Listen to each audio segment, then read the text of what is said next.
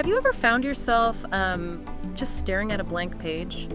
Or maybe a project you're halfway through? Yeah, maybe on a really dreary day, wondering where the inspiration's gone. Exactly. Or, you've poured your heart into something and then suddenly, bam, something unexpected happens and throws all your plans off. Definitely happens. Well, if any of that resonates with you, then I think you're in for a real revelation with today's deep dive.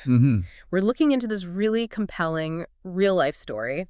It's about a composer, Timothy Boyles, and one particular song he wrote called Rainy Day Blues. And the twist here is pretty amazing. It really is. This song, right, born from one of those gloomy days we mentioned, somehow caught the attention of, well, a music legend, Tony Bennett. Wow, Tony Bennett. Yep. So our mission today is to really dig into Tim's journey and pull out those valuable insights, not just about songwriting, actually. Right, and broader, about creativity, persistence, readiness, too. Exactly. We want to offer you kind of a shortcut, really, to being well-informed on how to navigate the ups and downs of any creative pursuit. So, yeah, let's jump right in. Okay. And what's fascinating, I think, is how often the biggest lessons come from these kinds of situations, these near misses. Near misses. Yeah, where the process, the journey itself ends up being the real reward, maybe more than the final check mark or outcome. That's a great point. And Tim's story is just a perfect example of that. It really is. Okay, so let's set the scene. We need to go back to winter 2001, chilly, New York City. Right. And Tim Boyles is deep into this project. 5 songs for ABC News. Okay, so a professional gig. He's got a deadline. A tight one.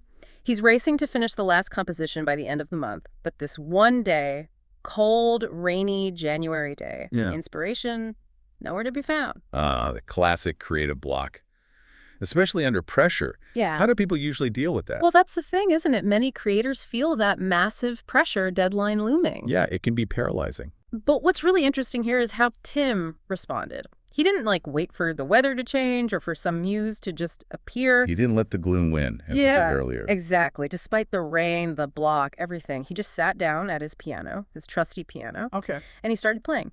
Just a melody.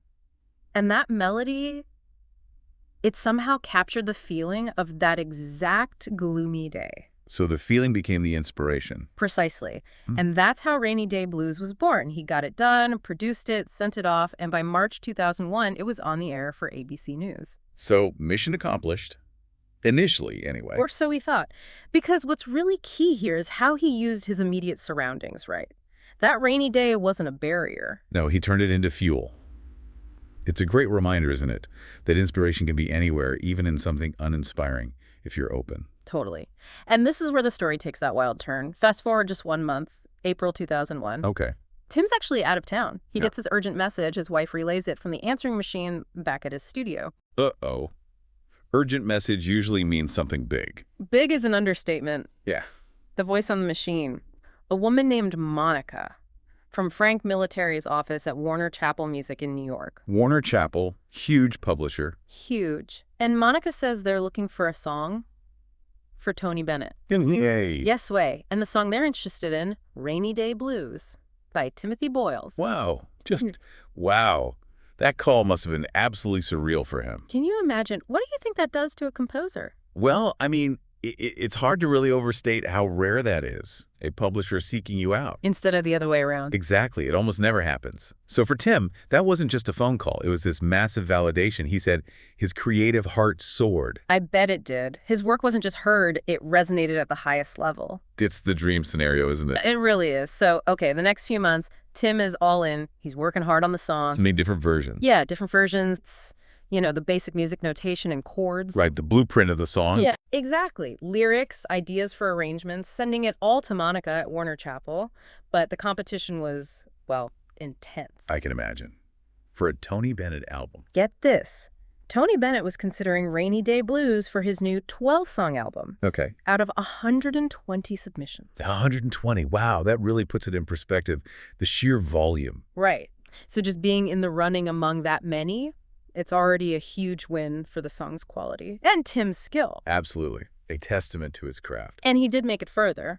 By the end of that summer, August 2001, he gets this amazing news. What was it? Rainy Day Blues made it to the top 20 picks. Top 20. Incredible. He must have been thrilled.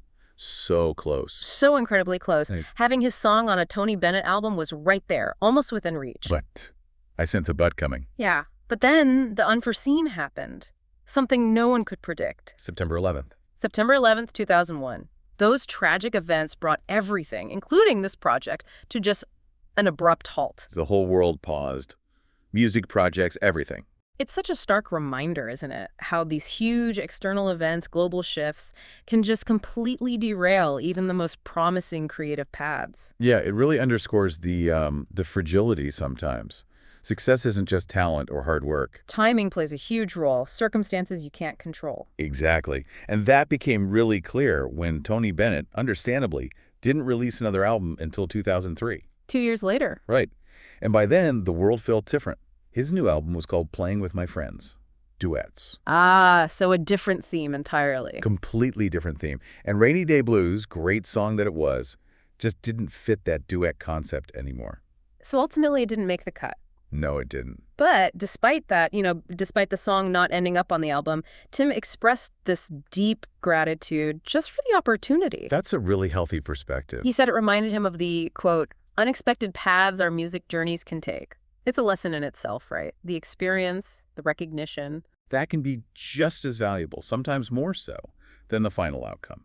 It's not always about crossing the finish line. Yeah, it's about appreciating the whole race, the whole process, the growth. He didn't get the album cut, but think about the validation, the lessons. Immense. Absolutely immense. And those lessons are what Tim then distilled into what he calls Tim's tips, which are honestly invaluable for anyone doing anything creative. Okay, let's hear them. First one, confidence in your art. He really emphasizes believing unwaveringly in your work's value, its merit, even if specific opportunities like this one don't quite work out. Right. And that's not arrogance, is it? It's deep self-belief. Exactly. Knowing your work is good, that it has inherent value, even if it gets rejected or doesn't fit this particular project. That's crucial for resilience, for sticking with it long term. So you don't just crumble at the first no. Precisely. If you believe in the song, the craft itself, not just its potential for success, then a no isn't about you, it's just a mismatch. Yeah. Maybe Tim knew Rainy Day Blues was a great song, Bennett album or not. That makes a lot of sense. Okay, tip number 2. Readiness is key. Ah, the practical side. Very practical. Highlighted by his own story, right? You have to be ready. Ready to supply the arrangements, the recording. Instantly, when opportunity knocks. Exactly. To grab those unexpected chances when they pop up. Yeah, this is so important and often overlooked. Readiness means having, good quality demos ready, organized files, maybe even understanding your rights. Being prepared. Totally. Imagine Tim getting that call from Warner Chappell and then needing weeks to pull everything together. The moment could have passed. Easily. Being ready means you can act fast. It shows respect for your own work, having it presentable like that. Okay, his third tip. Persistence pays off. He talks about following up on submissions. Consistently, politely, but without being annoying. The fine line. Don't be a pest. Right. Keeping your work on their radar, though. There's definitely an art to that. It's not badgering. It's respectful, strategic follow-up. Like what? A quick email. Maybe a quick email referencing a past chat or mentioning a new piece they might like. Tim's polite follow-up clearly kept Rainy Day Blues in the running for months. It shows you're professional, dedicated. And that you value the connection, but you're not pushy. It can really make a difference reminding someone at just the right time. Okay, and the final tip, which comes straight from this whole experience, create, despite the weather. Love that one. Back to the rainy day. Exactly. He stresses that external stuff, like bad weather or a bad mood, shouldn't stop you. Inspiration can be found anywhere, even on a gloomy day. This might be the deepest lesson, actually. And it goes way beyond songwriting. How so? It's about transforming whatever reality you're in, even a tough one, into creative fuel, instead of waiting for perfect conditions. Which never come. Right.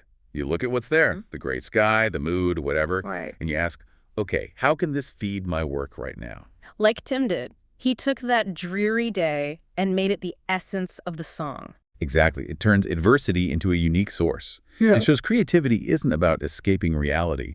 It's about engaging with it more deeply, finding the truth or beauty in it. Wow. So, okay, we've walked through this whole incredible journey of Rainy Day Blues.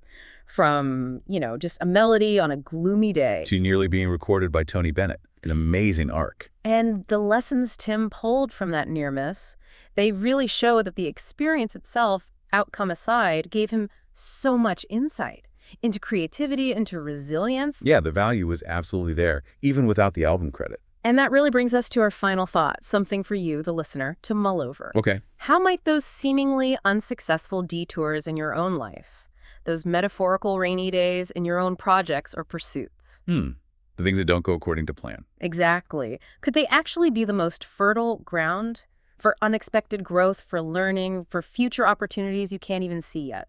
If you approach them with that confidence Tim talked about, and that readiness. Precisely. Confidence and readiness, something to think about.